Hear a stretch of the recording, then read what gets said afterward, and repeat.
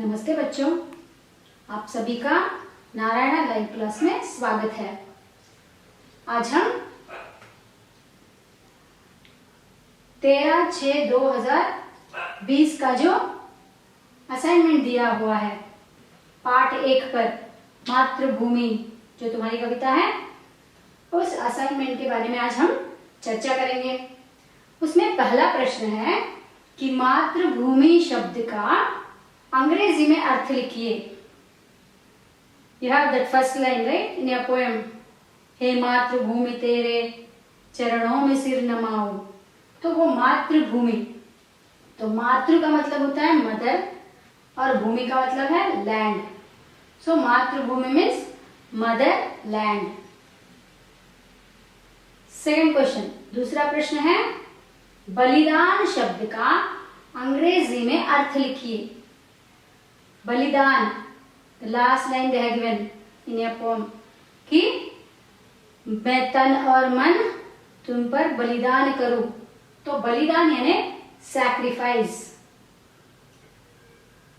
Third question, तीसरा प्रश्न है काम शब्द का पर्यायवाची शब्द लिखिए। पर्यायवाची शब्द का अर्थ क्या होता है? समानार्थक शब्द, सिनोनिम्स।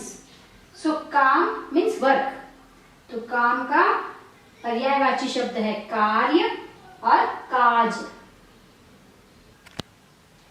चौथा प्रश्न है, फोर्थ क्वेश्चन इज देह शब्द का पर्यायवाची शब्द लिखिए। देह मीन्स बॉडी, तो उसका सिनोनिम, उसका पर्यायवाची शब्द, समानार्थक शब्द क्या है? शरीर और तन। ये देह शब्द के पर्यायवाची शब्द है। पांचवा प्रश्न दिया गया है कि कवि किस पर अतुल्य भक्ति और प्रेम प्रकट करना चाहता है। वो अपना प्रेम किस पर प्रकट करना चाहता है, किसकी भक्ति करना चाहता है? तो कवि अपनी मातृभूमि पर अतुल्य भक्ति और प्रेम प्रकट करना चाहता है। सिक्स्थ क्वेश्चन, कवि अपनी मातृभूमि पर क्या न्योछावर करना चाहता है, क्या बलिदान करना चाहता है? What he want to sacrifice for his motherland? तो वह तन और मन दोनों, तन मीन्स देह शरीर और मन मीन्स his माइंड, तो वह अपना तन और मन दोनों ही देश के लिए बलिदान करना चाहता है। सातवां प्रश्न है कि कवि क्या अपने माथे पर लगाना चाहता है? What he wants to put on his forehead means he wants to show the भक्ति दिखाना चाहता है अपनी मातृभूमि पर। तो क्या करना चाहता है, क्या माथे पे लगाना चाहता है? कि वह मातृभूमि की धूल को अपने माथे पर लगाता है। Yes, I think whenever the soldiers will go to war field or players, maybe you people when you go for any competitions and all, what you will do first, you will touch the ground, right?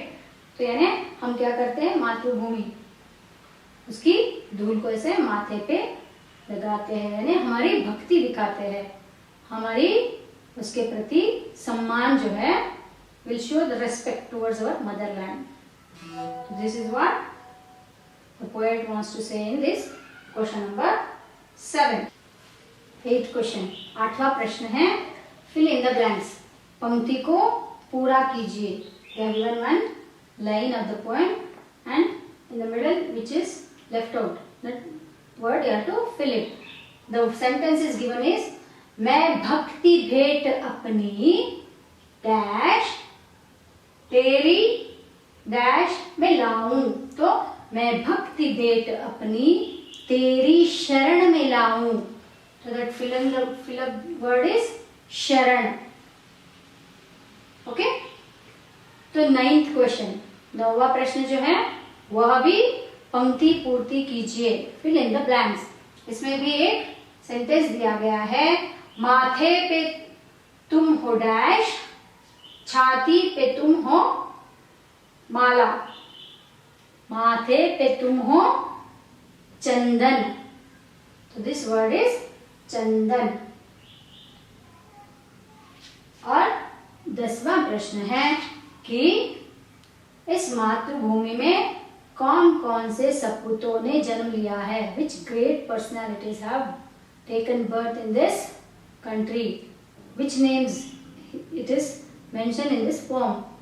तो इस कविता में ये बताया गया है कि श्री राम और कृष्ण जैसे महान सपूतों ने इस भूमि पर जन्म लिया है, इसलिए ये भूमि क्या है? पुण्य भूमि हो गई है। तो समझ में आया बच्चों? धन्यवाद।